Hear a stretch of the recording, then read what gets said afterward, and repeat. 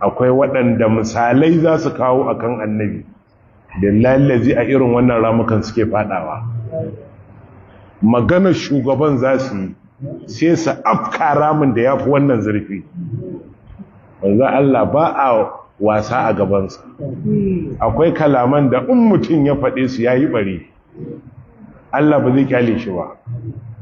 Wannan da kaji ana cewa shi ruhul haƙƙi ne shi, to wannan ƙa'ida kullum ƙara ninkuwa take yi. Mutane masu magana akan annabi su dinga yin takatsantsan. Masu kawo ƙissoshi a zamanin tafsiri su shiga hankalinsu, su san in za su yi zancen shugaba, zancen wa suke yi. Ba shi magana a kansa, Rabbul Izzati ya ce sai an lura da ita. Ko daga fadarsa in za a faɗe shi ta musamman ake gaya ba wai kai da ma ba a san da kai ba. To don haka lallai mutane su kiyaye. Galibi za ku ji mai sunan shi nan yana yawan tunatar da mu cewa magana in za a faɗe ta akan annabi, ko su sahabbai ana jin yadda suke yi. Nan fa aka tambayi sahabi, a farartum yawma hunainin, ran hunainu kun gudu? An ba mu kissa ranar hunainu an girka da gudu. Ai kaga ansar da ibayar sai ce walakin rasulullahi sallallahu alaihi wasallama lam yafirra. Ansa cewa kun gudu ko ba ku gudu ba, amma ba ita zai bayar ba, wata ansa zai bayar ta can gefe. Kun gudu ko ba ku gudu ba? Ba mu gudu ba, muna nan. A'a duk mun gudu, ba shakka mun gudu. Ba ita ce ansa ba? Ko an gudu ko ba a gudu ba? To ba ita ce ansa ba a nan gurin. Saboda a cikin ayarin wanda ake cewa sun gudun ko ba su gudu ba, da akwai kamilin zati a ciki. Saboda haka dole in yana so ya shirya da Allah, wannan zai kawo magana ya ce shi shugaba ina nan, ko da mu mun gudu amma shi yana nan, ba inda ya tafi.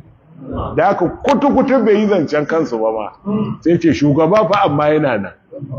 Don kakkaje a fara gaya ma an gudu zuciyarka ta rabo nan ka halaka.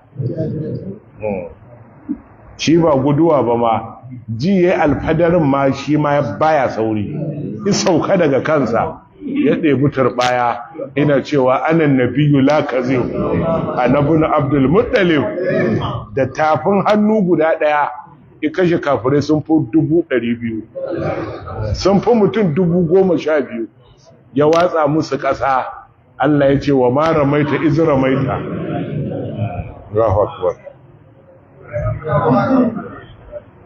To kaji fa, to da haka an zo za a yi maganar shugaba, yanzu mutum sai ce ai aya ce ta faɗa ta ce wa in kun tafi shakkin, ta ya ba za a faɗa ba? To ka faɗa.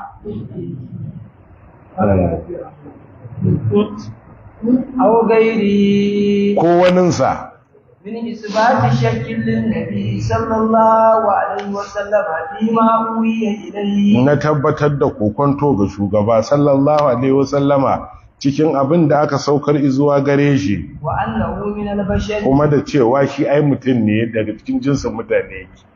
To fa misla hadha la yajuzu alayhi jumlatan. To kaga irin wannan gaba daya bai shi sa shehi ya fito mana da wata wasiƙa ta Shehu Usman dan Fodiyo, Allah ya jaddada masa rahama.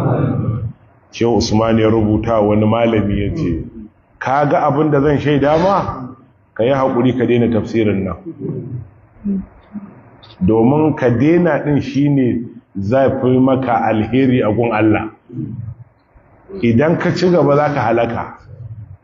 Tafsirin shi tafsiri ai ba Qur'ani ba inda aka faɗa annabi sai a Qur'ani. Al-Qur'ani shi ya faɗa annabi, shi ya faɗi jalalar shugaba. To kuma a faɗi Qur'ani a ji ana rage shi, ai ba Qur'anin ake faɗa ƙwarai.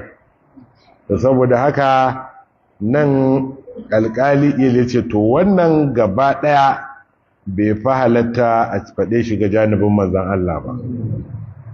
To